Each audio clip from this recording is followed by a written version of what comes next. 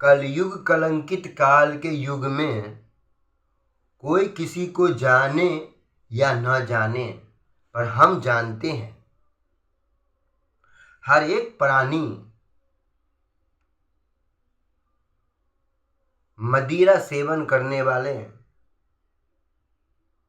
या फिर नशा सेवन करने वाले एक तरह से जानवर पंछी के समान होते हैं।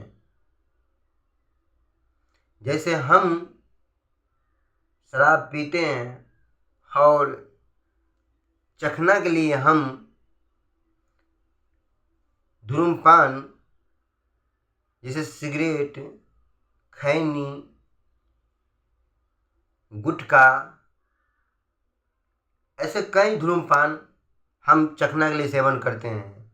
उसी तरह से एक पंछी जिसको बोलते हैं काक कौआ, वो भी सो के उठते हैं और उठ के जंगल में जाते हैं और खजूर पे या तार के पेड़ पे चढ़ जाते हैं और भरे हुए जो कटिया में तारी होते हैं या डब्बा में जो भर जाते हैं उसमें मुंह लगा के पीते हैं। उन्हीं को जूठा हम लोग भी तो पीते हैं।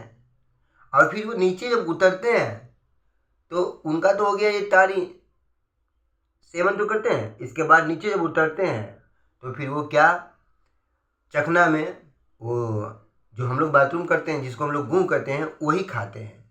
उन चीज़ को फिर हम लोग जाकर पैसा देकर पी के आते हैं। तो फिर जानवर पंछी में हम जैसे मनुष्य में फर्क क्या रह गया? 84 लाख योनि भटकने के बाद एक मिलते हैं मानुष तन, उसको भी मनुष्य पल में गंवा देते हैं और जीवन को अंगभंग करके पूरी जिंदगी तबाह कर लेते हैं।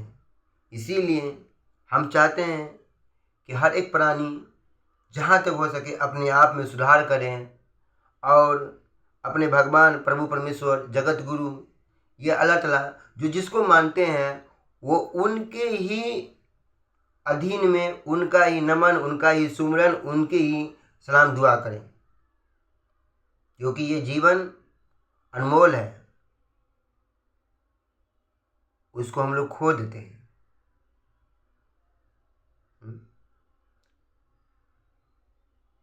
हर पशु पंछियों को देखते होंगे कितनी कष्ट में जीते हैं, इनके ऊपर एक वस्त्र भी तक नहीं होते हैं, फिर भी ठंडी गर्मी बारिश में जी लेते हैं।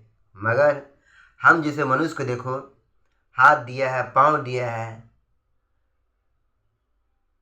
अपनी कार्य करके खाने पीने की शक्ति सामर्थ्य दिए हैं, इसके बाद सोने बैठने का एक अच्छा इंतजाम कर दिए हैं। करते तो हम लोग हैं, पर महिमा जगत गुरु का होते हैं, उनकी आशीष सब कुछ होते हैं। इसीलिए बड़ा मुश्किल से मनुष्य का तन मिलता है।